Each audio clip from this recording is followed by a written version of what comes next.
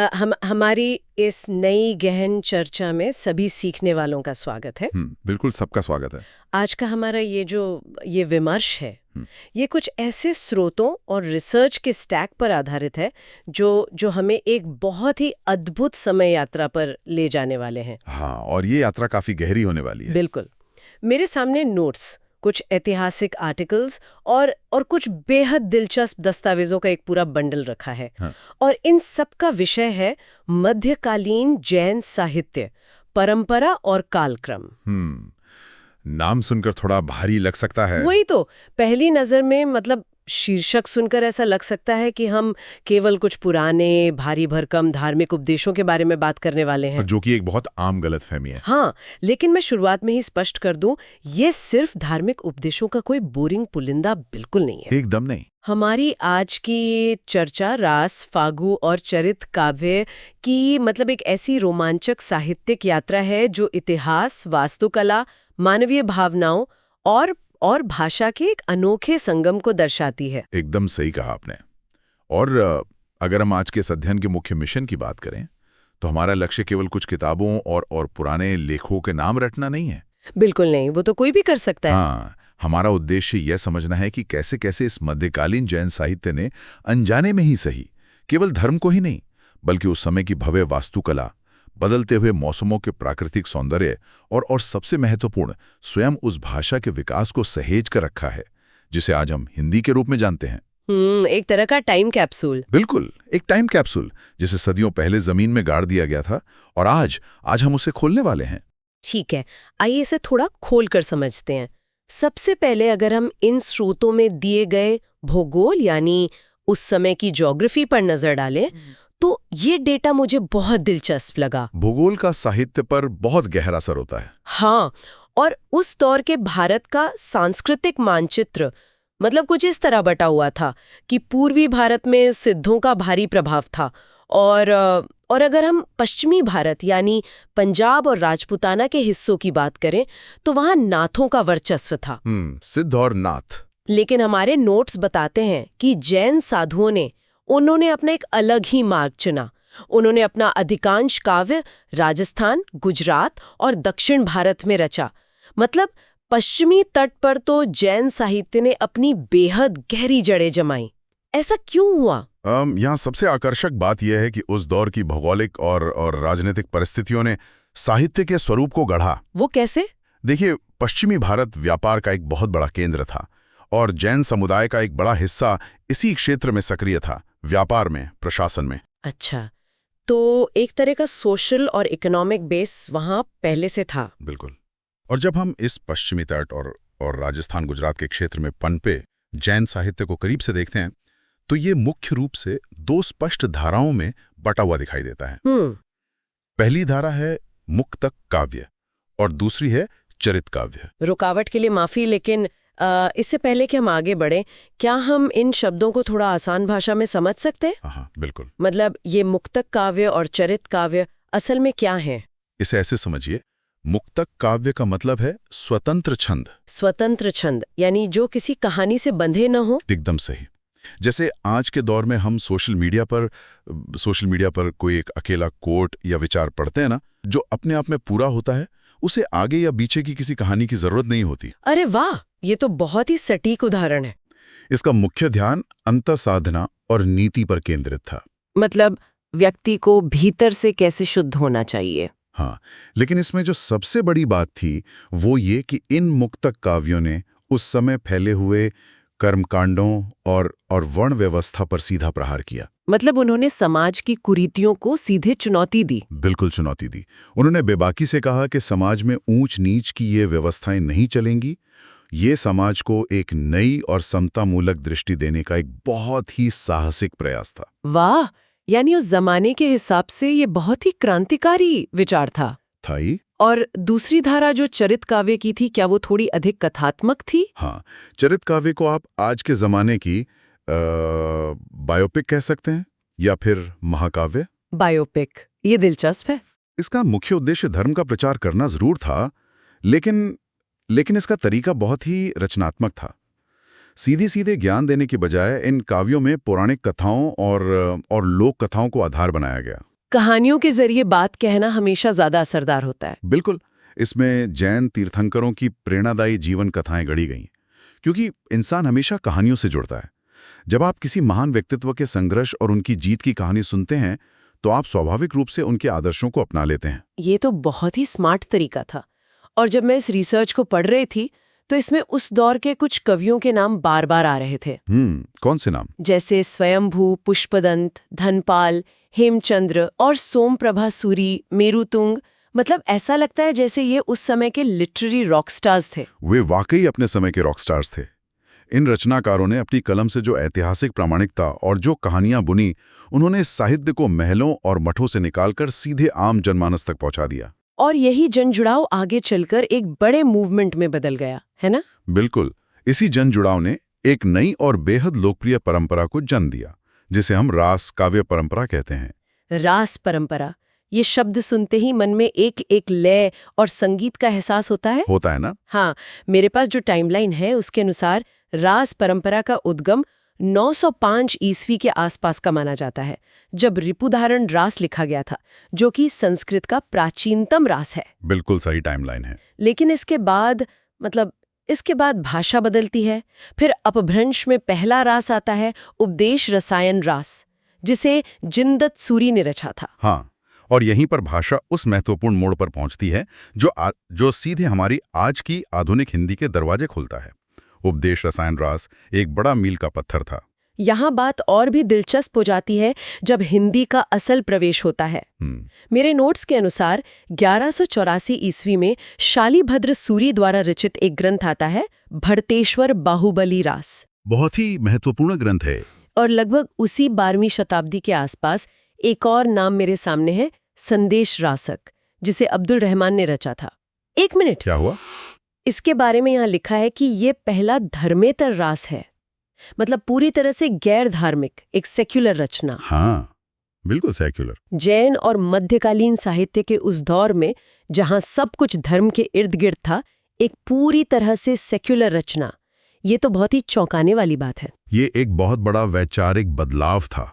संदेश रासक ने साबित किया कि साहित्य केवल उपदेश देने के लिए नहीं है, ये मानवीय प्रेम, विरह और रोजमर्रा की भावनाओं को व्यक्त करने का भी माध्यम है। ये तो साहित्य का एक नया ही रूप था। हाँ, लेकिन जब हम इन सभी शुरुआती रचनाओं को एक साथ रखकर देखते हैं तो साहित्य के इतिहासकारों के बीच एक बहुत ही तीखी और रोचक डिबेट खड़ी हो जाती है। डिबेट?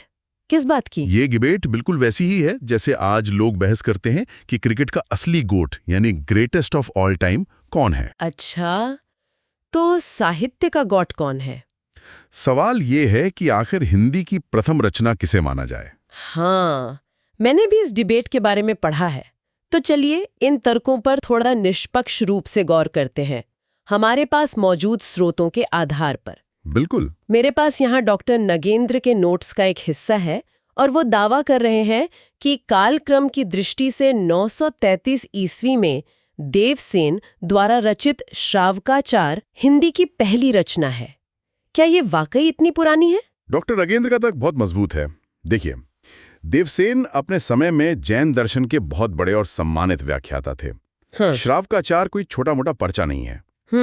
इसमें 250 दोहे हैं और सबसे महत्वपूर्ण बात यह है कि ये सन्यासियों के लिए नहीं है। तो फिर किसके लिए है? ये श्रावक धर्म के लिए है।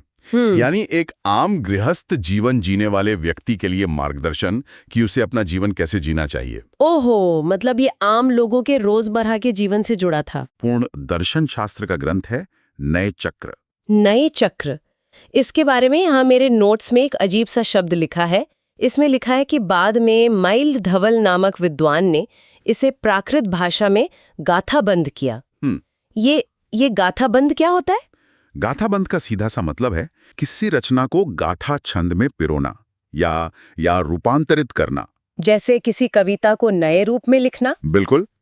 प्राकृत भाषा में गाथा एक बहुत ही लोकप्रिय छंद था, ठीक वैसे ही जैसे हिंदी में दोहा या चौपाई होती है। तो देवसेन के मूल विचारों को एक नए गेय रूप में ढाला गया। अच्छा, ताकि उसे गाया जा सके और याद रखा जा सके। हाँ, और डॉक्टर नगेंद्र का तर्क इसी बात पर टिका है कि श्रावकाचार भाषा के उस शुरुआती स्वरूप का सबसे पहला प्रामाणिक दस्तावेज है, जो अपभ्रंश से हिंदी की तरफ मुड़ रहा था। ये तो हुआ एक पक्ष, लेकिन दूसरी ओर जो तर्क है वो भरतेश्वर बाहुबली रास के पक्ष में है। मुनि जिनविजय और अन्य विद्वानों का पक्ष। हाँ, मुनि जिनविजय जैसे विद्वानों ने इसका संपादन किया है और उनका मानना है कि असल में हिंदी रास परंपरा की जो ठोस नींव रखी गई वो 1184 ईस्वी की इसी रचना से रखी गई। इसमें कोई शक नहीं कि ये एक बहुत ही सुगठित रचना है। बिल्कुल। इसमें 205 छंद हैं। मैं इसके बारे में पढ़ रही थी। ये कोई साधारण कहानी नहीं है। ये भरतेश्वर और बाहुबली, दो भाइयों के बीच सत्ता और अहंकार के महासंग्राम की कहानी है। बहुत ही शक्तिशाली कथा है ये। एक तरफ भरतेश्वर है जो चक्रवर्ती सम्राट बनना चाहते हैं, और दूसरी तरफ उनके बाहुबली भाई जो किसी के आगे झुकने को तैयार नहीं है। सत्ता का संघर्ष तो हर युग में रहा है। हाँ, उन दोनों के बीच जो भयंकर युद्ध होता है और उसके बाद बाहुबली को जो अचानक वैराग्य प्राप्त होता है कि ये सब अहंकार व्यर्थ है, ये कहानी बहुत ही सिनेमैटिक है। एकदम सिनेमैटिक। और शालेभद्र सूरी के शिष्य सिवी ने उनका एक अन्य ग्रंथ बुद्धिरास भी संग्रहित किया था। बिल्कुल। तो इनका योगदान बहुत बड़ा है। बिल्कुल। तो आप देख सकते हैं कि ये पूरा विवाद मुख्य रूप से भाषा के शुरुआती दर्शन यानी श्रावकाचार और साहित्यिक रूप से एक सुगठित स्थापित परंपरा यानी भरतेश्वर बाहुबली रास के बीच का है। तो दोनों ही अपने अपने तरीके से सही हैं। हाँ, श्रावकाचार जहां टाइमलाइन में सबसे पहले आकर अपना दावा पेश करता है, वहीं भरतेश्वर बाहुबली रास अपनी कहानी की गहराई और साहित्यिक बनावट के कारण एक मजबूत दावेदार बन जाता है। और इसी कड़ी में एक और नाम आता है 1350 ईस्वी में शालेभद्र सूरी द्वितीय द्वारा रचित पंच पांडव चरित्र रास, जिसे हिंदी का प्रथम ऐतिहासिक रास माना जाता है। वाकई इतिहास के ये पन्ने बहुत सी परतें समेटे हुए हैं। बिल्कुल। लेकिन इन नोट्स को खंगालते हुए एक और फोल्डर है जिसने मुझे सबसे ज्यादा प्रभावित किया है। ये फोल्डर दर्शन या इतिहास के बारे में नहीं है, बल्कि ये शुद्ध मानवीय संवेदनाओं और भावनाओं के बारे में है। आप शायद करुणारस प्रधान काव्यों की बात कर रहे हैं। हाँ। अगर हम 1200 ईस्वी में आसुगु कवि द्वारा रचित चंदनबाला रास को देखें तो ये बात बहुत गहराई से समझ में आती है। मैंने इसके बारे में पढ़ा। ये मात्र 35 छंदों का एक छोटा सा लघुखंड काव्य है, लेकिन इसमें करुणा रस यानी दुख और सहानुभूति की जो प्रधानता है वो अद्भुत है। ये चंदनबाला नाम की एक राजकुमारी की कहानी है ना? हाँ, जिसे अपहरण करके बेच दिया जाता है और वो घोर कष्ट सहती है। इसे पढ़ते हुए कोई भी भावुक हो सकता है। यह दिखाता है कि कैसे मध्यकालीन साहित्यकार मानवीय पीड़ा को कागज पर उकेरने में माहिर थे। और इसी तरह जीव दया रास जैसी रचनाएं हैं जो सभी प्राणियों के प्रति दया और अहिंसा का बहुत ही सशक्त संदेश देती हैं। बिल्कुल। हमने देखा कि कैसे भाषा ने मानवीय भावनाओं को उकेरा, लेकिन हमारे नोट्स में जो अगली चीज है वो मुझे बहुत हैरान कर रही है। ये कवि सिर्फ इंसानों की भावनाएं ही नहीं लिख रहे थे, वे पत्थरों से भी बात कर रहे थे। तो और क्या था इसमें? ये अपने समय की एक आर्किटेक्चरल लॉगबुक यानी वास्तुकला का जीता जागता दस्तावेज भी था। Architectural logbook? हाँ, 1231 ईस्वी का रेवंतगिरी रास इसका एक बहुत ही शानदार उदाहरण है। रेवंतगिरी रास जी, जिसके रचयिता विजय सेन सूरी हैं। हाँ, इस ग्रंथ में केवल उपदेश नहीं है, इसमें गुजरात के जैन तीर्थ रेवंतगिरी, जिसे आज गिरनार कहा जाता है, और वहां स्थापित तीर्थंकर नेमिनाथ की प्रतिमा का इतना सजीव और बारीक वर्णन है कि आप उसे पढ़कर उस मंदिर की भव्यता को अपने दिमाग में विजुलाइज कर सकते हैं। मतलब ये ऐतिहासिक और पौराणिक इतिवृत्त का एक शानदार संगम है। बिल्कुल।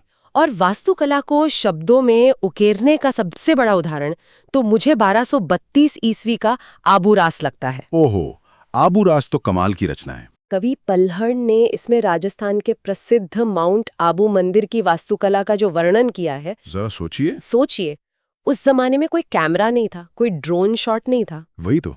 फिर भी एक कवि अपनी कलम से एक मंदिर की नक्काशी, उसके संगमरमर के काम को कागज पर इस तरह उतार रहा है ताकि सदियों बाद हम इस साहित्य को पढ़कर उस काल की स्थापत्य कला को महसूस कर सकें। ये सच में एक मास्टरपीस है।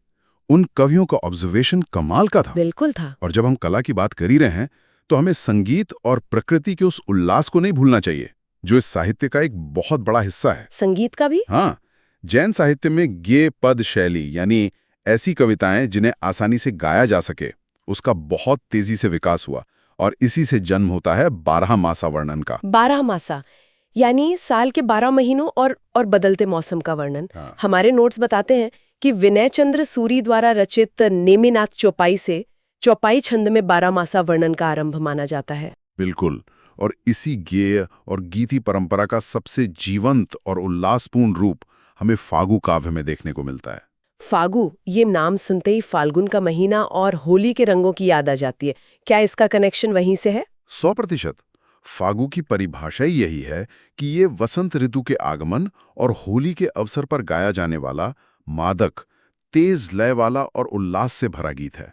मतलब उस समय के सेलिब्रेशन के गीत। हाँ, जब प्रकृति अपने चरम सौंदर्य पर होती है तो उस ऊर्जा को शब्दों में पकड़ने का काम फागु काव्य ने किया। 1284 ईस्वी का जिन चंद्र सूरी फागु इस परंपरा का सबसे प्राचीनतम उदाहरण है।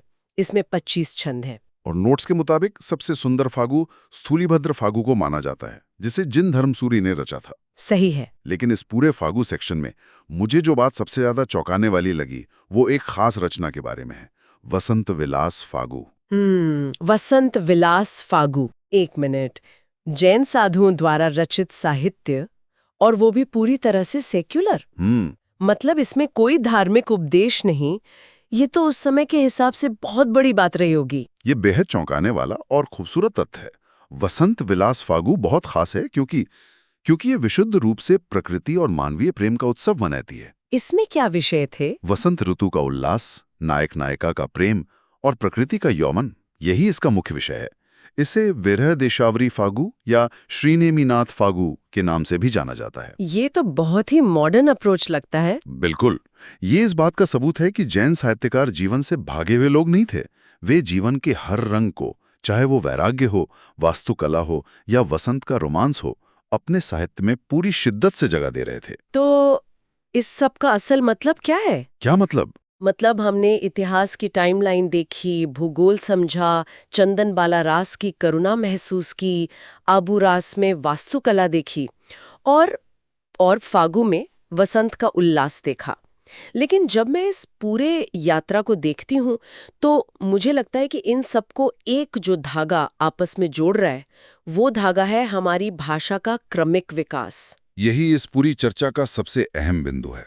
इस साहित्य का सबसे बड़ा और शायद सबसे दूरगामी प्रभाव भाषा पर पड़ा है।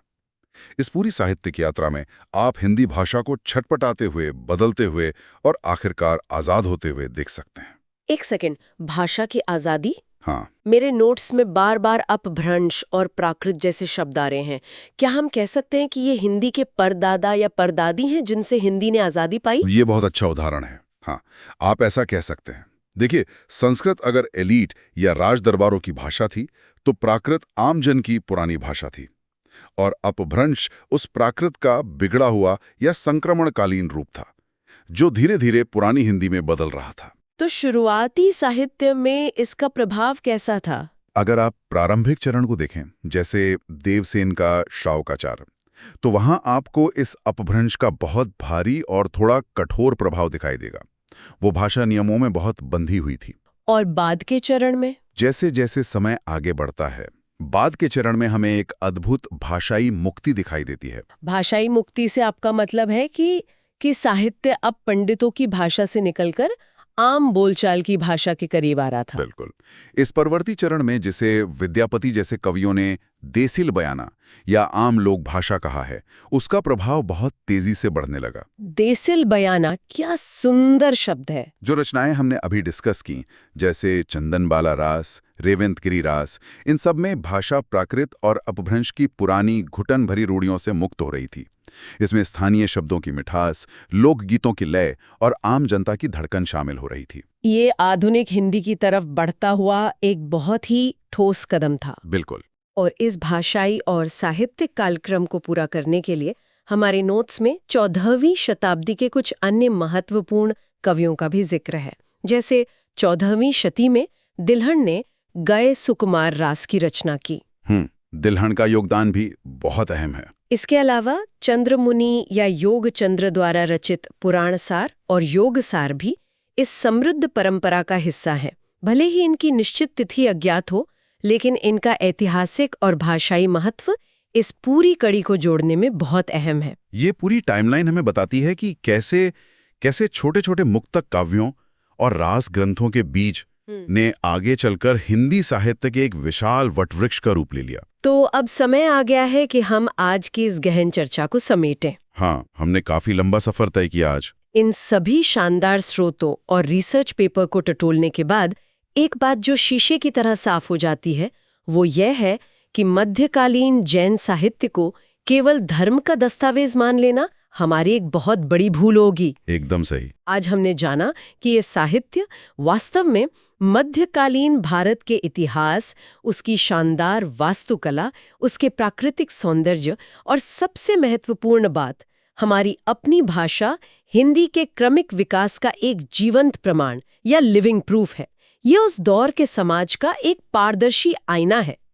और इससे एक महत्वपूर्ण सवाल खड़ा होता है। कैसा सवाल? जरा सोचिए, जिस तरह मध्यकालीन जैन संतों और कवियों ने धर्म या रास काव्य के आवरण में ही सही उस समय की लोक भाषा, भव्य वास्तुकला और समाज के सूक्ष्म विवरणों को इतनी बारीकी से सहेजकर भविष्य के लिए यानी हमारे लिए छोड़ दिया, तो आज के इस डिजिटल और अथाह सूचनाओं से भरे युग में अनजाने में ही सही ऐसे कौन से माध्यम हैं जो हमारी वर्तमान संस्कृति के असली स्वरूप को आने वाली पीढ़ियों के लिए एक प्रामाणिक दस्तावेज के रूप में सहेज रहे हैं? ये तो बहुत ही गहरा सवाल है। क्या आज हमारे द्वारा रची जा रही कोई फिल्म, कोई ब्लॉग या हमारे सोशल मीडिया का कोई थ्रेड कल के इतिहास का इतना ही प्रामाणिक रेवंतगिरी रास या इतना ही खूबसूरत फागो काव्य बन पाएगा?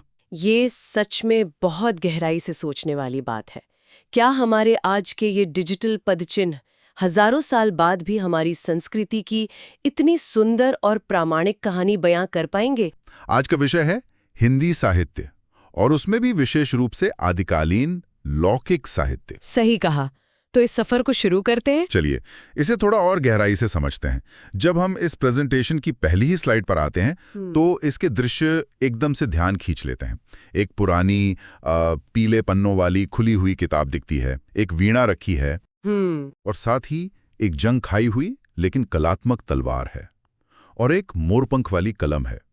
और इन दृश्यों के साथ 3 बड़े शब्द लिखे हैं: लोक जीवन, मनोरंजन और श्रृंगार।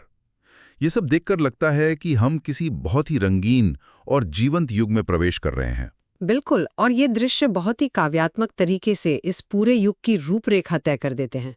अगर हम इससे आगे बढ़कर दूसरी स्लाइड की ओर जाएं, तो वहां लौकिक साहित्य का अर्थ बहुत ही सुंदर तरीके से समझाया गया है।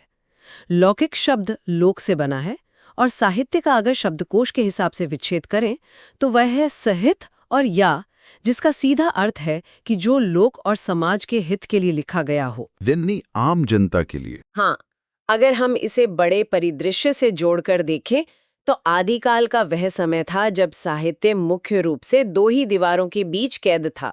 या तो वो राजाओं के भव्य दरबारों में युद्धों के बढ़ा चढ़ाकर किए गए वर्णन और चाटुकारिता तक सीमित था, दरबारी साहित्य सही पकड़ा, या फिर वो धार्मिक मठों और मंदिरों के भीतर आध्यात्मिक उपदेशों तक सीमित था। लेकिन ये जो लौकिक साहित्य है ना, इसने इस सदियों पुरानी धारणा को तोड़ दिया। यह धर्म और दरबार से बाहर निकलकर आम जनता के आंगन में आ गया, उनके सुख दुख और प्रेम की आवाज बन गया। एकदम सही। और इसी दूसरी स्लाइड के एक कोने में ये भी साफ लिखा है कि अमीर खुसरो को इस लौकिक साहित्य का सबसे प्रमुख प्रतिनिधि कवि माना जाता है। उन पर आगे स्लाइड आएगी। हाँ, उन पर तो आगे गहराई से बात करनी ही है। ये सच में एक बहुत बड़ा बदलाव था।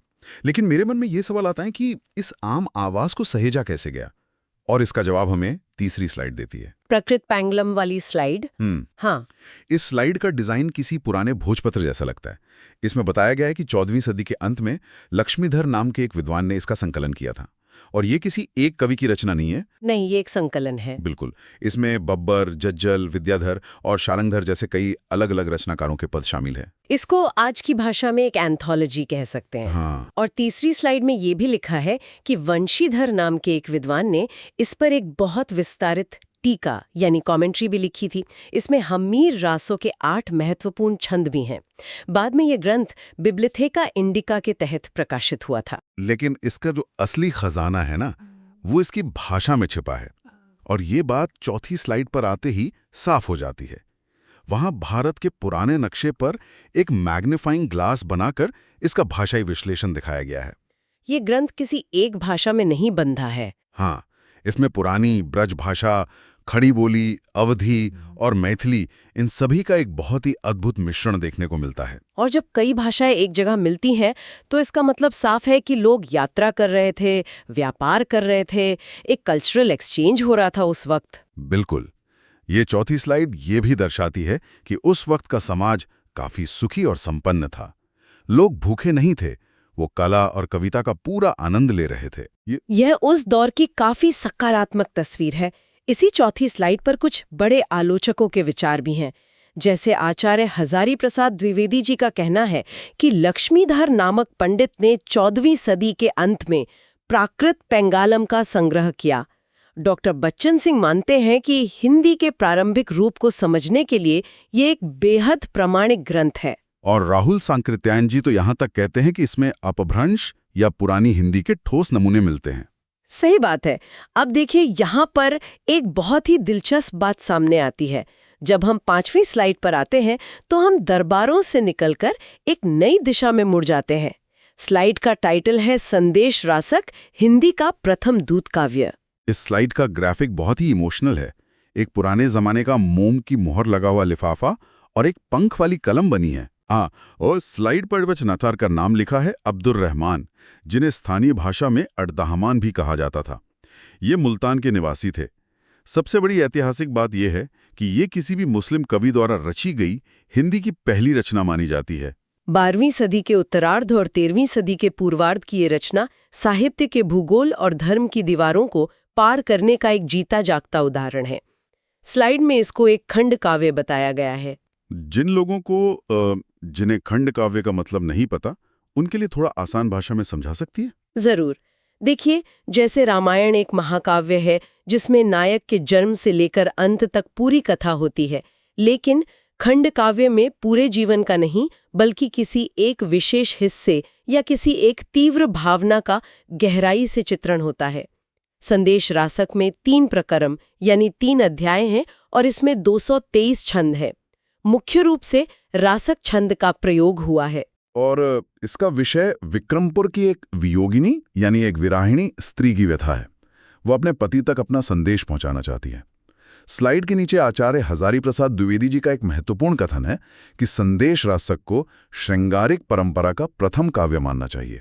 विरह और प्रेम का ये काव्य उस दौर में एक बहुत ही कोमल एहसास रहा होगा।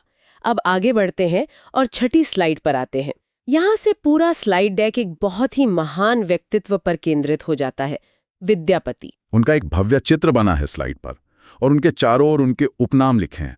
मैथिल कोकिल, अभिनव जयदेव, कवि शेखर, खेलन कवि और दशावधान भी। इतने सारे उपनाम बताते हैं कि उनका कद कितना बड़ा था।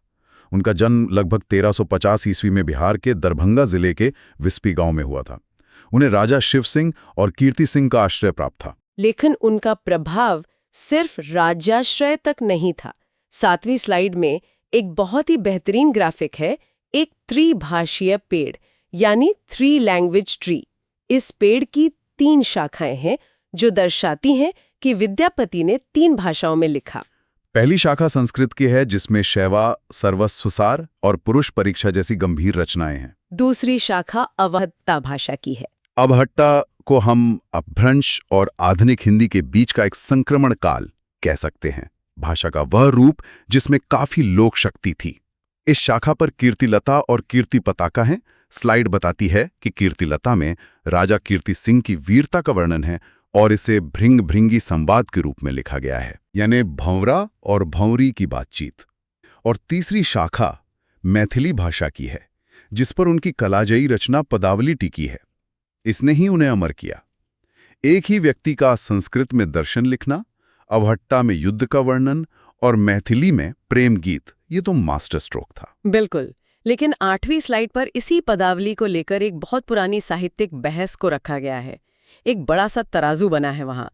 ये एक बहुत ही महत्वपूर्ण सवाल खड़ा करता है कि क्या विद्यापति एक भक्त कवि थे या श्रृंगारी कवि? हाँ, तराजू के एक पल्ले पर भक्त लिखा है जिसमें हजारी प्रसाद द्विवेदी, बाबू ब्रजनंदन सहाय जैसे विद्वानों के नाम हैं जो मानते हैं कि राधा कृष्ण का जिक्र है तो ये भक्ति है।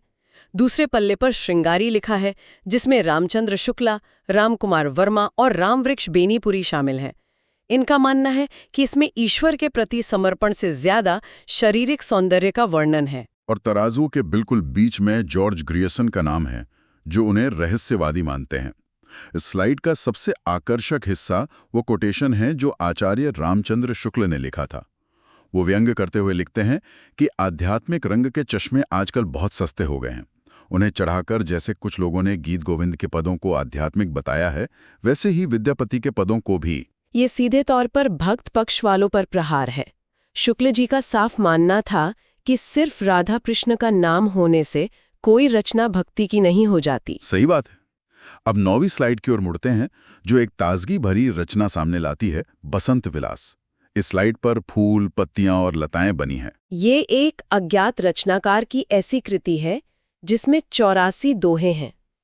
इसे एक श्रृंगारिक मुक्तक काव्य बताया गया है। मुक्तक काव्य यानी जहां हर दोहा अपने आप में एक पूरी तस्वीर हो, अलग अलग मोतियों की तरह। इसका मुख्य विषय वसंत ऋतु के आगमन पर स्त्रियों के मन पर पड़ने वाले प्रभाव का चित्रण करना है। प्रकृति का खिलना और भावनाओं का उफान। इसे 1952 ईस्वी में केशवलाल हर्षद राय ध्रुव ने संपादित किया था। अब हमारी 10वीं स्लाइड हमें सीधे राजस्थान के रेगिस्तान ले जाती है। धोला मारू रात दोहा, ऊंटों का कारवां और डूबता सूरज बना है इस स्लाइड पर। ये कहानी बहुत ही मार्मिक है। इसके नायक कछवाहा वंश के राजकुमार धोला हैं और नायिका पूगल की राजकुमारी मारवानी। कहानी में धोला और मारवानी का बाल विवाह होता है। धोला बड़े होकर भूल जाते हैं और मारवानी से शादी कर लेते हैं। मारवानी अपने वियोग में तड़पती है और संदेश भेजती है, लेकिन नई पत्नी मालवानी हर संदेशवाहक को रोक लेती है। हाँ, और फिर मारवानी अपना संदेश धाड़ी के माध्यम से भेजती है, जो घुमक्कड़ बंजारे गायक होते थे। ये दिखाता है कि लोक साहित्य में आम जनजीवन की रीति रिवाज कैसे शामिल थे। 11वीं स्लाइड इसी ढोला मारूरा दोहा की टाइमलाइन दर्शाती है। 1473 ईस्वी में कवि कल्लोल द्वारा मूल रचना हुई, 1561 ईस्वी में कवि कुशालब ने विस्तार किया और 1934 ईस्वी में नागरी प्रचारिणी सभा ने संपादन किया। इसमें 788 छंद हैं। तो आखिर इसका मतलब क्या है? इस स्लाइड का निचला हिस्सा काफी दिलचस्प है, जहां पिंगल शैली और डिंगल शैली के बारे में बताया गया है। पिंगल शैली का समीकरण है राजस्थानी और ब्रज भाषा का मिश्रण। ब्रज काफी मीठी होती है, तो इसका उपयोग प्रेम और कोमल भावनाओं के लिए होता था, जबकि डिंगल शैली में राजस्थानी के साथ खड़ी बोली या अपभ्रंशा होती है, जो थोड़ी कर्कश होती है और युद्ध के वर्णन के लिए इस्तेमाल होती थी। ढोला मारूरा दोहा में पिंगल शैली का प्रभाव ज्यादा है। भाषा का एक उपकरण की तरह कैसा बेहतरीन इस्तेमाल था। अब हम आते हैं 12वीं स्लाइड पर। अमीर खुसरो, जिन्हें तोताए हिंद कहा जाता है। 1255 ईस्वी में जन्मे अबुल हसन, जिन्हें हम अमीर खुसरो कहते हैं, हजरत निजामुद्दीन औलिया के शिष्य थे।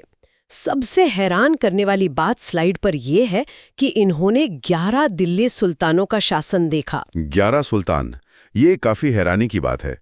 ऐसे समय में जब सत्ता परिवर्तन इतना हिंसक होता था, उन्होंने अपने कला और संस्कृति के प्रति वफादारी के दम पर खुद को बचाकर रखा। उन्हें खड़ी बोली हिंदी का प्रथम कवि माना जाता है। वे गजल, तबला और सितार के जनक थे और हिंदू इस्लामी समन्वय की संस्कृति के प्रथम प्रतिनिधि थे। 13वीं स्लाइड पर उनका रचना संसार एक जिग्सॉ पजल की तरह दिखाया गया है। खालिकबारी, जो एक फारसी हिंदी शब्दकोश था, नू सिपहर, जिसमें भारत की प्रशंसा है, और उनकी मशहूर पहेलियां और मुकरियां भी हैं। स्लाइड पर उनकी एक पंक्ति लिखी है, गोरी सोवे सेज पर मुख पर दारे केस, चल खुसरो घर आपने रैन भई चाहूं देस। ये पंक्ति उन्होंने अपने गुरु निजामुद्दीन औलिया के निधन पर कही थी। एक और पहेली वहां लिखी है कि एक थाल मोती से भरा, सबके सर पर औंधा धरा, जिसका उत्तर है आसमान। स्लाइड के नीचे रामचंद्र शुक्ला जी का एक मत है कि कबीर की अपेक्षा खुसरो का ध्यान बोलचाल की भाषा की ओर अधिक था। कबीर जहां समाज को सुधारने में लगे थे, वहीं खुसरो जनता के दोस्त बनकर मनोरंजन कर रहे थे। अब हम इस सफर के अंतिम पड़ाव यानी 14वीं स्लाइड पर आ गए हैं। यहां लिखा है कि यह साहित्य धर्म और दरबार के घेरे से बाहर निकलकर सामान्य जनता के मनोरंजन का माध्यम बना। यहाँ जो बात सबसे ज्यादा ध्यान खींचती है वह ये है कि इसमें भाषा के विकास का क्रम दिया गया है। राजाओं की अहमियता से शुरू होकर विद्यापति की मीठी मैथिली से होते हुए अमीर खुसरो की खड़ी बोली तक का सफर, ये जनसंवाद का विकास था जिसने आगे चलकर प्रेम कथाओं की जमीन तैयार की। तो वाक्य के साथ खत्म होती है कि यही साहित्य हिंदी की वास्तविक जनभाषा की शुरुआत थी। इस पूरे प्रेजेंटेशन ने कितने शानदार तरीके से इस बात को सिद्ध कर दिया। मकसद कुछ और है। आज हम इतिहास को उसकी भाषा, उसकी छुपी हुई कहानियों और खास तौर पर गद्य के विकास के जरिए समझने की कोशिश करेंगे, जो कि एक बहुत ही नया नजरिया है। हाँ, तो आज की हमारी इस गहन चर्चा का मुख्य विषय है हिंदी गद्य साहित्य का आदिकाल और उसका एक ऐतिहासिक पुनरावलोकन। और श्रोताओं को बता दें कि आज हमारी इस चर्चा का जो तरीका है वो थोड़ा विशेष होने वाला है। एकदम सही कहा। आज हमारे सामने एक बहुत ही शानदार प्रेजेंटेशन है और कुछ बेहद रोचक स्लाइड्स और दृश्य सामग्रियों का एक पूरा डोजियर है हमारे पास, जिसे इस विषय के जानकारों ने बहुत मेहनत से तैयार किया है। जी, तो हमारा मिशन आज यही है कि हम इस डोजियर का स्लाइड दर स्लाइड विश्लेषण करें। हाँ, और उन दृश्यों के पीछे जो ऐतिहासिक संदर्भ छिपे हैं ना, उनके रहस्यों को एक एक करके खोलें। तो शुरुआत करते हैं अपनी दूसरी स्लाइड से। इसमें एक बहुत ही सटीक और मैं कहूँगी विचारोत्तेजक रूपक दिया गया है। एक तराजू का चित्र है ये। हाँ, एक तराजू, और इसके एक पलड़े पर कविताओं या कह लें पद्य का एक बहुत भारी गट्ठर रखा है और दूसरे पलड़े पर गद्य का मात्र एक पन्ना रखा हुआ है। बिल्कुल, मतलब परिभाषा के दृष्टिकोण से देखें तो आदिकाल में रचित वे कृतियां जो पद्य रहित थीं, उन्हें ही गद्य साहित्य माना गया। लेकिन ये पलड़ा इतना झुका हुआ क्यों है? देखिए, ये जो तराजू का दृश्य है ना, ये आदिकाल के साहित्य की वास्तविक स्थिति को बहुत ही स्पष्टता से दर्शाता है। मतलब आदिकाल का नाम आते ही स्वाभाविक रूप से हमारा ध्यान पृथ्वीराज रासो जैसे महाकाव्यों की तरफ जाता है। चारण भाटों की वीर गाथाएं और कविताएं हैं। बिल्कुल, उस दौर में पद्य या कविता ही अभिव्यक्ति का मुख्य माध्यम हुआ करती थी। इसका एक बड़ा कारण ये था कि कविता को याद रखना और पीढ़ी दर पीढ़ी मौखिक रूप से आगे बढ़ाना आसान होता था। लय और तुकबंदी की वजह से। सही कहा। इसलिए उस कालखंड में जो गद्य रचनाएं हमें मिलती हैं, वे मात्रा में भले ही नगण्य हों, एक पन्ने के बराबर हों, लेकिन ऐतिहासिक और भाषाई दृष्टिकोण से उनका महत्व असाधारण है। मतलब ये चुनिंदा रचनाएं ही हमें असलियत बताती हैं। हाँ, ये हमें इस बात की प्रामाणिक झलक देती हैं कि जब समाज कविता नहीं गा रहा था, मतलब जब लोग आम जिंदगी जी रहे थे, तब वो असल में किस तरह संवाद कर रहा था। हाँ, और यही बात इन कृतियों को इतना कीमती बना देती है। हमारे पास जो स्रोत हैं, वे मुख्य रूप से 4 ऐतिहासिक स्तंभों पर इस पूरी चर्चा को खड़ा करते हैं। वो 4 मुख्य रचनाएं जिन पे आज हम बात करने वाले हैं। जी, ये 4 मील के पत्थर हैं। 9वीं सदी की कुवलयमाला कहा, जिसके रचयिता उद्योतन सूरी हैं। फिर 10वीं सदी की राउलवेल, जिसे रोड़ा कवि ने लिखा। 12वीं सदी की उक्ति व्यक्ति प्रकरण भी है। हाँ, पंडित दामोदर शर्मा की रचना। और अंत में 14वीं सदी का वर्ण रत्नाकर, जिसे ज्योतिरीश्वर ठाकुर ने संकलित किया। तो हमारी रूपरेखा के हिसाब से 9वीं सदी की कुवलयमाला कहा से इस ऐतिहासिक सफर की नींव रखी जाती है। बिल्कुल, मैं सोच रही थी कि 9वीं सदी का ये समय कितना क्रिटिकल रहा होगा। बहुत क्रिटिकल। उद्योतन सूरी द्वारा रचित कुवलयमाला कहा को समझना इसलिए आवश्यक है क्योंकि ये वो प्रस्थान बिंदु है जहां से हम उत्तर भारत में गद्य की चेतना को आकार लेते हुए देखते हैं। एक तरह का ट्रांजिशन फेज था ये। एग्जैक्टली। 9वीं सदी का ये समय एक बड़ा संक्रमण काल था।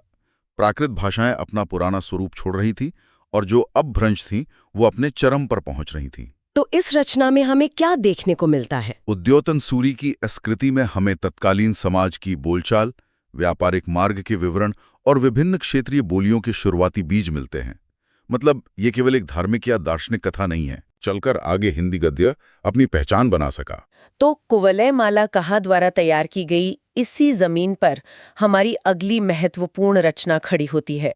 हमारे डॉजियर की जो अगली कुछ स्लाइड्स हैं, विशेषकर तीसरी, चौथी और 5वीं स्लाइड, जो कि 10वीं सदी की रचना राउलवेल पर केंद्रित हैं। जी, और यहाँ स्लाइड 3 में जो दृश्य सामग्री दी गई है वो देखकर कोई भी हैरान रह जाएगा। मतलब ये किसी ताड़पत्र या भोजपत्र की पांडुलिपि की तस्वीर नहीं है, बल्कि एक विशालकाय चट्टान की तस्वीर है। बिल्कुल। रोड़ा कवि द्वारा रचित राउलवेल कोई सामान्य किताब है ही नहीं। ये एक शिलांकित कृति है। पत्थर पर उकेरा गया साहित्य। हाँ, जिसे आज भी मुंबई के प्रिंस ऑफ वेल्स संग्रहालय में बहुत सहेज कर रखा गया है। अब देखिए, किसी रचना को पत्थर पर उकेरने का निर्णय अपने आप में बहुत कुछ कहता है। मतलब इतना बड़ा एफर्ट क्यों लिया गया होगा? क्योंकि 10वीं सदी में कलचुरी राजवंश के सामंतों का प्रभाव बढ़ रहा था।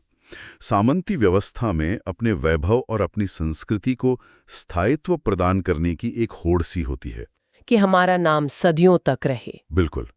पत्थर पर गद्य और पद्य को उकेरने का मतलब ही यही था कि रचयिता और उसका जो आश्रयदाता है वो इस कृति को समय की मार से बचाकर अनंत काल तक सुरक्षित रखना चाहते थे। तो चलिए इस स्लाइड 4 के विजुअल को थोड़ा और गहराई से समझते हैं। कलचुरी राजवंश के सामंती परिवेश में रची गई यह कृति साहित्य के इतिहास में एक और बड़ा प्रतिमान स्थापित करती है। हाँ, यह हिंदी की पहली रचना है जहां हमें चंपू काव्य का प्रयोग मिलता है। चंपू काव्य यानी जहां गद्य और पद्य आपस में इस तरह गुंथे हों कि वे एक ही साहित्यिक देह का हिस्सा लगे। एक बहुत ही खूबसूरत मिश्रण।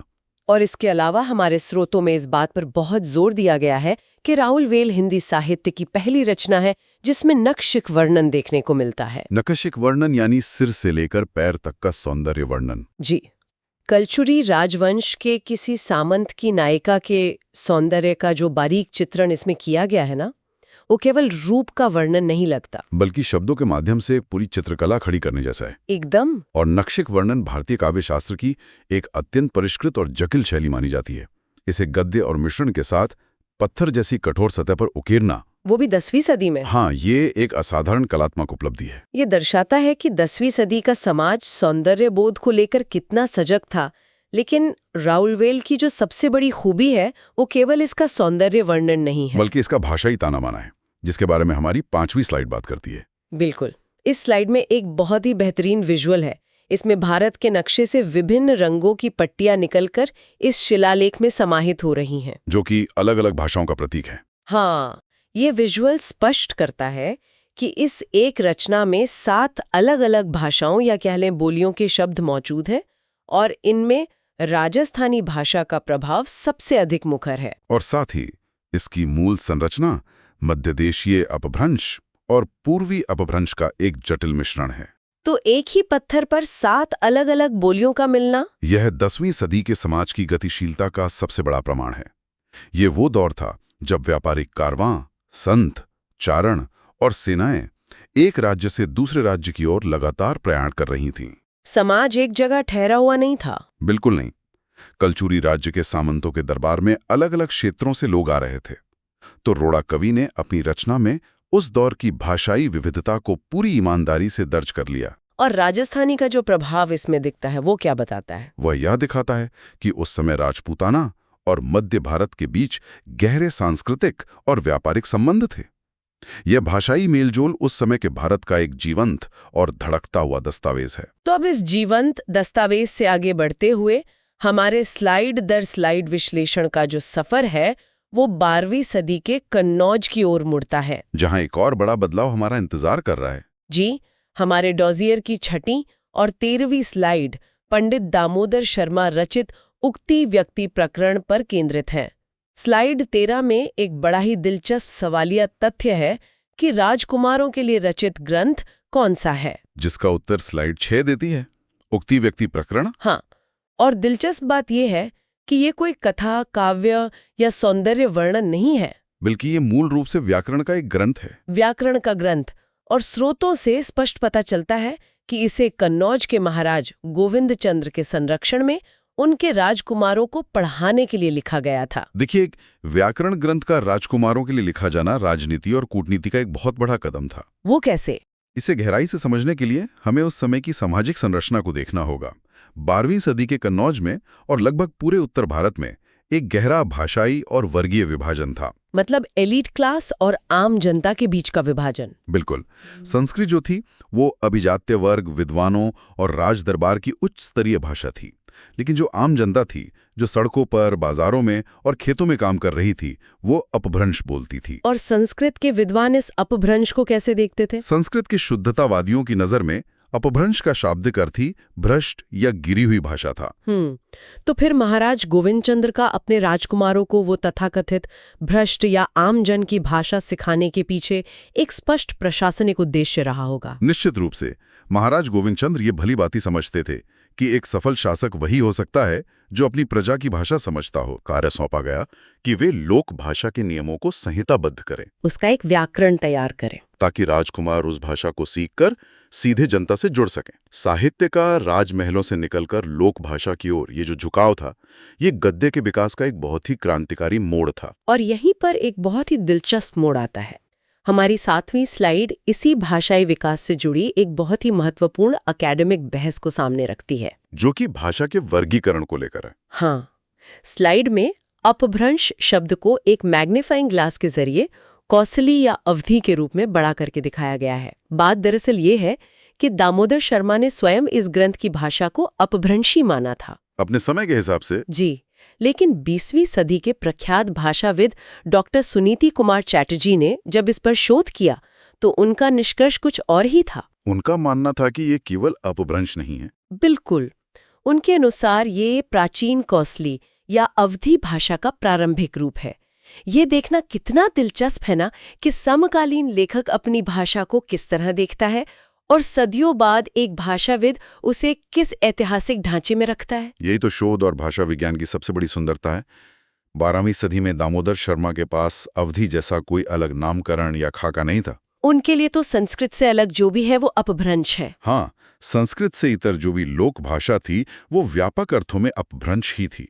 लेकिन आधुनिक भाषा विज्ञान हमें समय के पार देखने की दृष्टि देता है। डॉक्टर सुनीति कुमार चैटर्जी के शोध ने यही किया। बिल्कुल, उन्होंने इस ग्रंथ के गद्य में उन व्याकरणिक संरचनाओं, क्रिया रूपों और शब्दावली को पहचाना जो आगे चलकर गोस्वामी तुलसीदास की रामचरितमानस की परिपक्व अवधि का आधार बनी। ये तो एक बहुत बड़ा कनेक्शन है। हाँ, ये विश्लेषण हमें बताता है कि भाषाएं रातों रात जन्म नहीं लेती।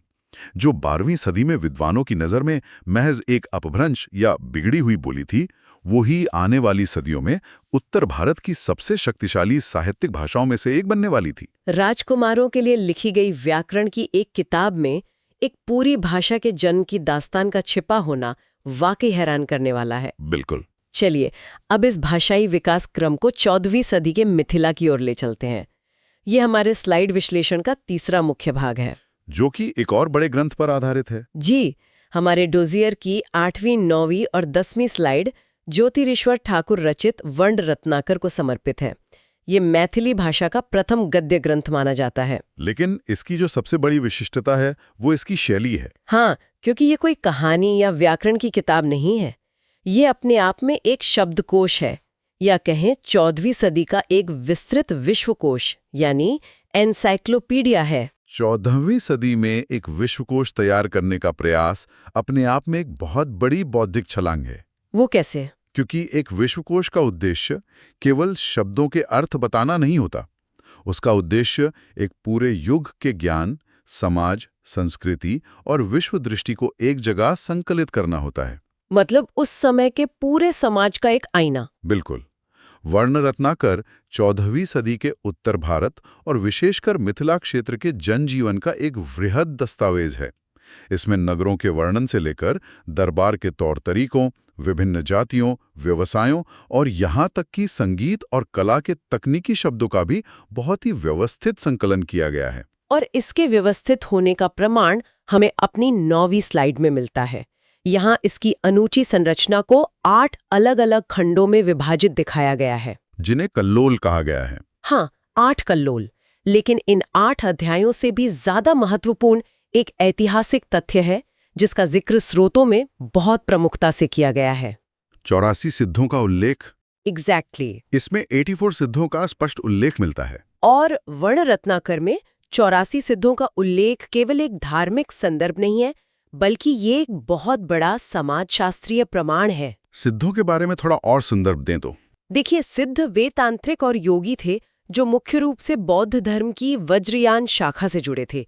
उनका जो सबसे बड़ा योगदान था वो ये था कि उन्होंने तत्कालीन समाज की जाति पाति, छुआछूत और ब्राह्मणवादी कर्मकांडों का घोर विरोध किया था। और उन्होंने अपनी बात आम जन की भाषा में कही थी। हाँ, तो एक राज्याश्रित विश्वकोश में इन विद्रोही 84 सिद्धों को बकायदा सूचीबद्ध करना ये साबित करता है कि 14वीं सदी के समाज में इन सिद्धों का प्रभाव इतना गहरा और व्यापक हो चुका था कि कोई भी आधिकारिक ग्रंथ उनकी उपस्थिति को नकार नहीं सकता था। मतलब मुख्यधारा के साहित्य में हाशिए के समाज की चेतना का प्रवेश हो रहा था। बिल्कुल, लेकिन 14वीं सदी का ये इतना बड़ा दस्तावेज आधुनिक काल तक पहुंचा कैसे?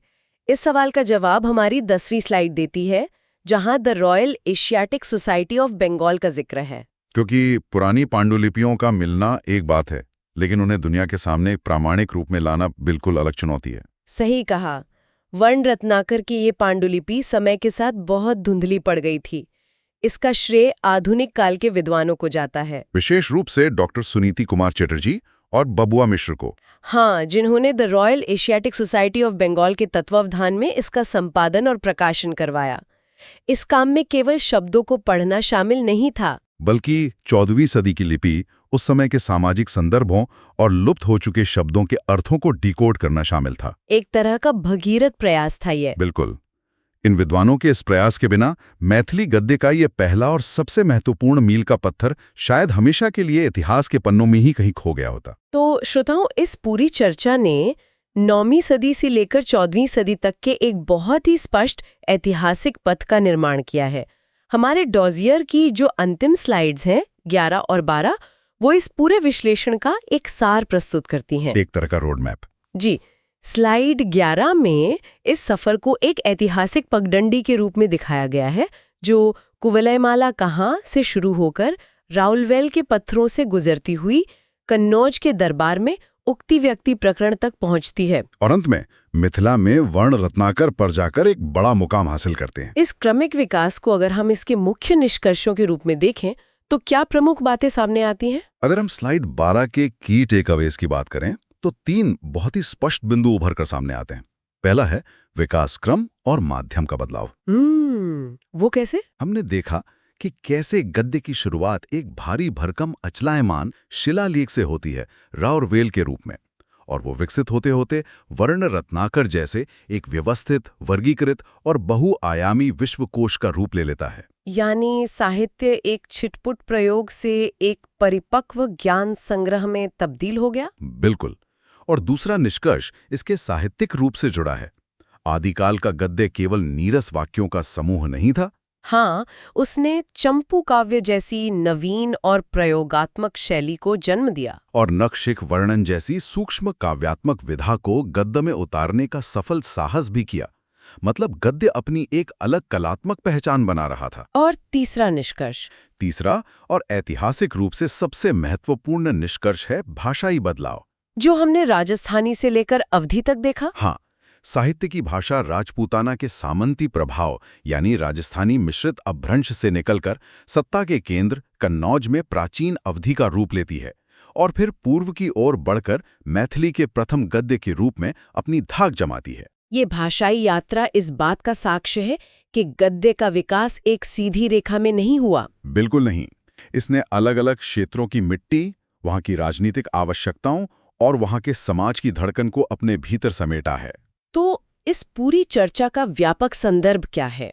आज के दौर में जब हम इंटरनेट और एआई की दुनिया में बैठे हैं, तब आदिकाल के इन गद्य ग्रंथों के बारे में जानना हमारे लिए मायने क्यों रखता है? ये इसलिए मायने रखता है क्योंकि आज हम जिस हिंदी भाषा में बात कर रहे हैं, जो साहित्य हम आज पढ़ते हैं या जो भाषा सड़कों पर, सिनेमा में और मीडिया में इस्तेमाल हो रही है, वो अचानक से आसमान से नहीं टपकी है। उसकी अपनी एक लंबी यात्रा रही है। हाँ, और उसकी जड़ें इसी लोकतंत्रीकरण में छिपी हैं। जब 12वीं सदी में एक राजकुमार को संस्कृत छोड़कर अपभ्रंश का व्याकरण पढ़ाया जा रहा था, या जब 14वीं सदी में विद्रोही सिद्धों को एक विश्वकोश में जगह मिल रही थी, तो असल में क्या हो रहा था? भाषा का लोकतंत्रीकरण हो रहा था। एग्जैक्टली। साहित्य कुलीन वर्ग के महलों से निकलकर आम आदमी की भाषा में अपनी जगह बना रहा था। इन शुरुआती गद्य रचनाओं ने ही उस नींव का निर्माण किया जिस पर आज की हमारी आधुनिक और समावेशी भाषा खड़ी है। ये बहुत ही शक्तिशाली विचार है कि भाषा का इतिहास असल में समाज के लोकतंत्रीकरण का इतिहास है। और जैसे जैसे हम अपने इन स्रोत दस्तावेजों के अंत तक पहुंचते हैं, इन सभी ग्रंथों का सफर एक बहुत ही स्वाभाविक लेकिन बेचैन करने वाला सवाल छोड़ जाता है। वो सवाल क्या है? देखिए, हम ये मानकर चल रहे हैं कि आदिकाल में गद्य साहित्य बहुत कम मात्रा में उपलब्ध है और जो हमें मिला है उसी के आधार पर हमने इतिहास की एक रेखा खींच दी है। लेकिन जरा सोचिए, जब 10वीं सदी में कोई पूरी की पूरी रचना एक भारी चट्टान पर उकेर सकता है, तो क्या ये संभव नहीं कि उस दौर में ऐसे और भी कई प्रयोग हुए हों? संभावना तो पूरी है। आज भी भारत के अनगिनत पुराने मंदिरों के तहखानों में किसी अनजान खंडहर की नींव के नीचे या किसी धूल भरी अभिलेखाकार की अलमारी में ना जाने ऐसी कितनी पांडुलिपियां या शिलालेख दबे पड़े होंगे, जिनका हमें कोई अंदाजा नहीं है। बिल्कुल। तो सोचिए, अगर कल किसी नई खुदाई में या किसी पुराने बक्से से कोई ऐसा गद्य ग्रंथ निकल आए जो कुवलय माला से भी पुराना हो या जिसकी भाषा इन सब से अलग हो, तो क्या वो हमारे साहित्य के इस पूरे स्थापित इतिहास और कालक्रम को रातों रात नहीं बदल देगा? ये निश्चित रूप से एक बहुत ही गहरा विचार है। जो इतिहास हमें आज पूर्ण लग रहा है, वो शायद एक नई खोज की दूरी पर खड़ा है। हाँ, रासो साहित्य, परंपरा और उत्पत्ति, हमारा विषय यही है। अब इससे पहले कि किसी को ये लगे कि हम सिर्फ कुछ पुरानी तारीखें या राजाओं के नाम रटने वाले हैं, मैं बता दूं कि हमारा मिशन आज कुछ और ही है। एकदम सही बात है। हम कोई इतिहास की क्लास नहीं चला रहे हैं। बिल्कुल नहीं। हम तो 9वीं से 15वीं शताब्दी के उस दौर की एक रोमांचक यात्रा पर निकलने वाले हैं, हिंदी साहित्य का आदिकाल। ये वह दौर था जहां एक तरफ युद्ध के मैदान में तलवारों की भारी झंकार गूंजती थी और दूसरी तरफ महलों में प्रेम और विरह की खूबसूरत कविताएं रची जाती थीं। और इस विस्तृत विश्लेषण की शुरुआत में ना ये समझना बहुत जरूरी है कि रासो साहित्य को केवल राजाओं की चाटुकारिता या दरबारी स्तुतिगान मान लेना एक बहुत बड़ी भूल होगी। हाँ, लोग अक्सर यही सोचते हैं। बिल्कुल। लेकिन अगर हम उन पन्नों की गहराई में उतरें तो हमें पता चलेगा कि ये उस पूरे युग के समाज, वहां के लोगों के शौर्य और उनकी समृद्ध संस्कृति का एक जीवंत दस्तावेज है। आज की हमारी ये चर्चा हमें साहित्य और इतिहास के एक अनोखे संगम तक ले जाएगी। चलिए इसे थोड़ा विस्तार से समझते हैं। सबसे पहले इसी रहस्य से पर्दा उठाते हैं कि ये रासो शब्द आखिर आया कहाँ से, क्योंकि अगर हम स्रोतों पर नजर डालें तो इस एक शब्द की उत्पत्ति को लेकर विद्वानों में काफी तीखी बहस चली है। कोई एक बात पर आसानी से सहमत ही नहीं होता था। वही तो। उदाहरण के लिए फ्रांसीसी विद्वान गार्सा द तासी का बहुत मजबूती से ये मानना है कि रासो शब्द राजसूय से बना है, वही राजसूय यज्ञ जो पुराने समय में चक्रवर्ती सम्राट किया करते थे। सही कहा। वहीं हमारे जो प्रसिद्ध आलोचक हैं आचार्य रामचंद्र शुक्ल, वो कहते हैं कि इसकी उत्पत्ति रसायन शब्द से हुई है। और हरप्रसाद शास्त्री जी का तो अपना अलग ही तर्क है। वो कहते हैं कि ये राजयश से आया है, और काशी प्रसाद जायसवाल इसे रहस्य शब्द से जोड़ देते हैं। एक ही शब्द और इतने सारे दृष्टिकोण। यहाँ जो बात सबसे अधिक प्रासंगिक है वो ये है कि इतने सारे मतभेदों के बावजूद अंततः एक सहमति बनी। हजारी प्रसाद द्विवेदी और माता प्रसाद गुप्त जी का जो मत है ना, उसे आज सर्वमान्य माना जाता है। उनका क्या तर्क था? उनका बहुत ही तार्किक कहना है कि ये शब्द मूल रूप से रासक से निकला है। देखिए, भाषा कोई रुकी हुई नदी तो है नहीं, ये निरंतर बदलती है। जैसे जैसे लोगों के उच्चारण का तरीका बदला, रासक शब्द लोगों की जुबान पर घिसते घिसते रासो बन गया। अरे वाह, ये अपने आप में भाषा के विकास का एक बहुत ही सुंदर उदाहरण है। और सिर्फ शब्द का सफर ही नहीं, इस रासो काव्य के जो रूप हमें मिलते हैं वे भी बहुत दिलचस्प है। मुख्य रूप से 2 रूप सामने आते हैं, प्रबंध काव्य और वीर गीत। बिल्कुल। सुनने वाले इसे अपने मन में कुछ इस तरह से चित्रित कर सकते हैं। कल्पना करें, एक तरफ एक भारी चमड़े की जिल्द वाली पुरानी किताब रखी है जिसमें विस्तृत कथानक है राजा के जन्म से लेकर विवाह, युद्ध, पूरा का पूरा महाकाव्य। ये है प्रबंध काव्य, जिसका सबसे प्रामाणिक उदाहरण हमें 9वीं सदी के खुमाण रासों में मिलता है। हाँ, और अब दूसरी तरफ कल्पना करें एक वीणा या किसी लोकवाद्य यंत्र की। कोई गायक दरबार में या गांव की चौपाल पर एक बहुत ही जोशीली शैली में गाकर एक संक्षिप्त कहानी सुना रहा है। ये है वीर गीत। और इसका प्रथम उदाहरण 12वीं सदी का बीसल देव रासो है। ये तुलना बहुत ही सटीक है। दोनों की अपनी अलग मनोवैज्ञानिक अहमियत है। कैसे? देखिए, प्रबंध काव्य में जहां विस्तार होता है, समाज के हर रंग को समेटने की कोशिश होती है, वहीं वीर गीत में भावना की चरम तीव्रता होती है। वीर गीत सीधे श्रोताओं के दिलों पर वार करता है। आज के दौर के जोशीले गीतों की तरह। दलपत विजय थे। और ये कोई छोटी मोटी रचना नहीं है, 5000 छंदों का विशाल ग्रंथ है। 5000 छंद, और वो भी उस दौर में। हाँ, इसमें चित्तौड़ के नरेश खुमाण के वीरता का वर्णन है। लेकिन जो बात मुझे सबसे ज्यादा अचंभित करती है वो ये है कि इस ग्रंथ की एक हाथ से लिखी हुई प्रति आज भी पूना संग्रहालय में सुरक्षित रखी हुई है। ये सोचना ही रोंगटे खड़े कर देता है। सच में। और इसके साहित्यिक महत्व की बात करें तो ये सिर्फ अपने आकार के कारण महत्वपूर्ण नहीं है, इसकी गुणवत्ता बेजोड़ है। इसमें राजस्थानी और हिंदी भाषा का शुरुआती मिश्रण देखने को मिलता है। मतलब सिर्फ युद्ध का वर्णन नहीं है इसमें? बिल्कुल नहीं।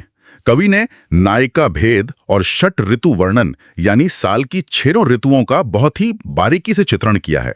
वीर रस और श्रृंगार रस का जो समन्वय है वो इसे परिपूर्ण बनाता है। यहाँ बात सच में बहुत दिलचस्प हो जाती है, क्योंकि जब हम कालक्रम में आगे बढ़ते हुए 12वीं सदी के बीसलदेव रासों पर आते हैं, जिसके रचयिता नरपति नाल्य हैं, तो अचानक से सब कुछ बदल जाता है। हाँ, पूरी धारणा ही टूट जाती है। रासो नाम सुनते ही जो युद्ध और मारकाट की छवि आती है ना, ये ग्रंथ उससे एकदम अलग है।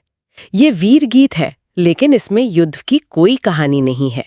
ये अजमेर के राजा बीसलदेव और राजा भोज की पुत्री राजमती की एक बहुत ही मार्मिक प्रेम कथा है।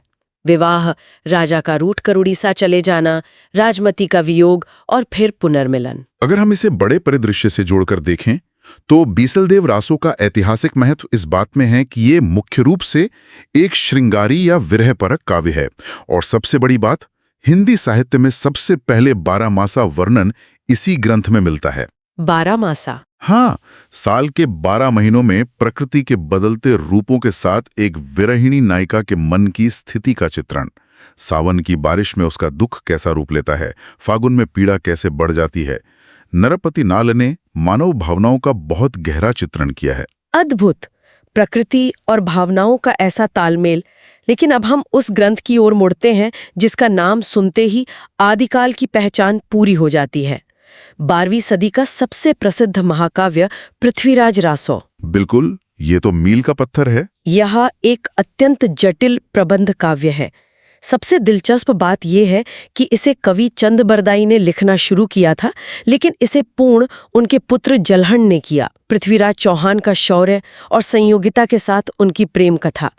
इसकी प्रति भी पूना संग्रहालय में है। पृथ्वीराज रासो की साहित्यिक संरचना किसी चमत्कार से कम नहीं है। श्रोताओं को ये जानकर हैरानी होगी कि इस महाकाव्य में कुल 69 समय है, यानी अध्याय। और सबसे हैरान करने वाली बात, इसमें 68 प्रकार के छंदों का प्रयोग किया गया है। 68 प्रकार के एक ही ग्रंथ में? हाँ, कवित्त, छप्पय, दूहा, तोमर, त्रोटक, गाहा, ऐसे 68 अलग अलग छंद। ये मुख्य रूप से पिंगल शैली में लिखा गया है। एक मिनट आगे बढ़ने से पहले ये समझना जरूरी है कि ये पिंगल शैली क्या है। हमने डिंगल और पिंगल का नाम बहुत सुना है। बहुत ही वाजिब सवाल है। डिंगल वो शैली थी जिसमें अपभ्रंश के साथ राजस्थानी भाषा का कड़ा रूप मिला हुआ था, जो युद्ध वर्णन के लिए एकदम उपयुक्त था। और पिंगल शैली में अपभ्रंश के साथ ब्रज भाषा का मधुर रूप था। ये प्रेम या श्रृंगार के लिए उपयुक्त थी। और पृथ्वीराज रासों में पिंगल का उत्कृष्ट रूप है। सही कहा। और चंद बरदाई विशेष रूप से छप्पय छंद के इतने बड़े विशेषज्ञ माने जाते थे कि ऐसा लगता था मानो वो छंद सिर्फ उन्हीं के लिए बना हो। हाँ, मैंने भी पढ़ा था कि जब चंद बरदाई युद्ध का वर्णन करते हुए छप्पय छंद का प्रयोग करते हैं तो श्रोताओं को वास्तव में दौड़ते हुए घोड़ों की टापों की ध्वनि का आभास होता है। वो बिल्कुल एक संगीत निर्देशक की तरह अपनी कविता की लय बदलते थे। बिल्कुल। चलिए, अब दरबारों की इस कला से निकलकर थोड़ी खुली हवा और जनता के बीच चलते हैं। 13वीं शती के परमाल रासों की चर्चा करते हैं, जिसे आल्हा खंड भी कहा जाता है। रचनाकार थे जगनिक। ये महोबा के राजा परमाल देव के 2 सेनानायकों आला और उदल के 52 युद्धों पर आधारित एक वीर गीत है। इसमें शौर्य का ऐसा उबाल है कि इसे सुनते ही एक अलग ही ऊर्जा दौड़ जाती है। और इसकी सबसे खास बात यह है कि ये ग्रंथ सिर्फ इतिहास के पन्नों में सीमित नहीं रहा, ये जीवंत परंपरा का हिस्सा बन गया। आज भी उत्तर प्रदेश और बुंदेलखंड में वर्षा ऋतु के आते ही ढोलक की थाप पर लोक गायक इसे पूरे जोश के साथ गाते हैं। लेकिन यहाँ मैं एक सवाल पूछना चाहूंगी, अगर ये ग्रंथ सिर्फ मौखिक रूप से सुनकर और गाकर सदियों तक पहुंचाया गया, तो क्या वक्त के साथ इसकी मूल कहानी या शब्दों में भारी बदलाव नहीं आ गया होगा? हम कैसे मान लें कि जो आज गाया जा रहा है वही जगनिक ने लिखा था? ये बहुत ही विश्लेषणात्मक प्रश्न है और सच्चाई ये है कि ये मूल रूप में बिल्कुल वैसा नहीं है जैसा 13वीं सदी में था। मौखिक परंपराओं की प्रकृति ही यही होती है कि वे गाने वाले के अनुसार बदलती हैं। हर पीढ़ी ने कुछ अपना जोड़ दिया होगा। एकदम। आज जो आलाखंड हम सुनते हैं वो सदियों की लोक स्मृति और अनगिनत गायकों की सामूहिक रचना बन चुका है। उसका मूल ढांचा वही है, लेकिन शरीर नया होता रहा है। ये दृष्टिकोण इसे और भी मूल्यवान बनाता है। लेकिन जहां कुछ ग्रंथ आज भी जिंदा हैं, वहीं एक थोड़ा उदास कर देने वाला तथ्य भी है। अनुपलब्ध रासो ग्रंथ। ऐसे कई ग्रंथ हैं जिनके नाम हमें पता है, लेकिन वे आज मौजूद ही नहीं है। ये सच में इतिहास की एक बड़ी त्रासदी है। हमें इनके बारे में सिर्फ इसलिए पता है क्योंकि एक अन्य रचना राठौरा रिख्यात, जिसे शिंढायच दयालदास ने लिखा था, उसमें इन किताबों का जिक्र मिलता है। यह एक महत्वपूर्ण सवाल खड़ा करता है। समय की आंधियों में हमने अपनी कितनी साहित्यिक विरासत खो दी है। सही कहा। उन खोए हुए खजानों में 11वीं शती का विजयपाल रासो है, 12वीं शती का जयचंद प्रकाश और जयमयंक जसचंद्रिका है, और 14वीं शती का हम्मीर रासो है। ये सभी अब सिर्फ नाम रह गए हैं। और इसी खोने और पाने के बीच अगर हम थोड़ा आगे बढ़ें 14वीं और 15वीं सदी की तरफ, तो हम देखते हैं कि ये संधि काल था। यहाँ हमें कुछ और बहुत महत्वपूर्ण रचनाएं मिलती हैं, जैसे 14वीं सदी का रणमल्ल छंद, जिसके रचनाकार श्रीधर थे। हाँ, ये बहुत ही छोटा काव्य है, केवल 70 छंद हैं।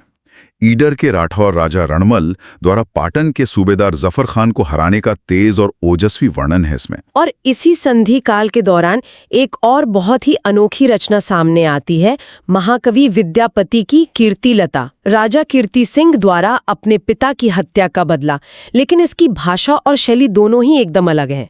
विद्यापति ने अवहट्ट भाषा का प्रयोग किया है और इसे काव्य न कहकर कहानी कहा है। ये अवहट्ट भाषा क्या है? अवहट्ट एक पुल की तरह है, अपभ्रंश और आधुनिक प्रारंभिक हिंदी के बीच की कड़ी। विद्यापति ने जानबूझकर इस लोक भाषा को चुना ताकि बात सीधे जनमानस तक पहुंच सके। ये उनकी दूरदर्शिता थी। लेकिन मुझे जो चीज सबसे ज्यादा हैरान करती है वो है इसकी शैली। भृंग भृंगी संवाद, यानी एक नर और मादा भौरे के बीच की बातचीत। पूरी कहानी इन भौरों के प्रतीकात्मक संवाद के जरिए आगे बढ़ती है। 14वीं सदी में ऐसा प्रयोग? विद्यापति का ये प्रयोग सच में अद्वितीय था। उस दौर में सीधे तौर पर सत्ता की आलोचना करना खतरे से खाली नहीं होता था। इसलिए प्रतीकों के माध्यम से कहानी कहने का ये नवीन प्रयोग उन्हें एक सुरक्षित दायरा भी देता था। तो इस सब का असल में अर्थ क्या है? अगर हम इस पूरे ऐतिहासिक सफर को देखें, 9वीं शती के खुमाणा रासों से लेकर 15वीं शती की कीर्तिलता तक, तो हमें क्या समझ आता है? निष्कर्ष के तौर पर हम कह सकते हैं कि ये पूरा काल वीर और श्रृंगार रस का एक अद्वितीय संगम है। भाषा के स्तर पर डिंगल, पिंगल और अवहट्ट के क्रमिक विकास को दर्शाता है। और सबसे बड़ी बात, ये लिखित और मौखिक दोनों रूपों में लोक स्मृति में आज भी बसा हुआ है। ये सफर सच में शानदार रहा। इस विस्तृत चर्चा में शामिल होने के लिए सभी सुनने वालों का बहुत बहुत धन्यवाद। रासो साहित्य सिर्फ इतिहास नहीं, बल्कि इंसानी जज्बातों और लोक संस्कृति का एक खजाना है। और चर्चा को समाप्त करने से पहले मैं एक अंतिम विचार छोड़ना चाहूंगा। आज हमने देखा कि पृथ्वीराज रासो को चंदर बरदाई के बेटे जल्लड़ ने पूरा किया, और परमाल रासो आज भी लोक गायकों द्वारा मौखिक रूप से जिंदा है। सोचने वाली बात यह है कि इतिहास में जिसे हम तथ्य या सच्चाई मानते हैं, वो असल में उन घटनाओं से ज्यादा इस बात पर निर्भर करता है कि बाद की पीढ़ियों और लोक कलाकारों ने उन कहानियों को अपनी यादों और आवाजों के जरिए किस तरह से गढ़ा और सुरक्षित रखा। ये सच में एक ऐसा गहरा विचार है जो बहुत देर तक मन में गूंजता रहेगा। क्या इतिहास सिर्फ घटनाओं का दस्तावेज है या इंसानियत की यादों का? इसी शानदार प्रश्न के साथ हम आज के इस गहन विश्लेषण को समाप्त करते हैं। सुनते रहिए और सीखते रहिए।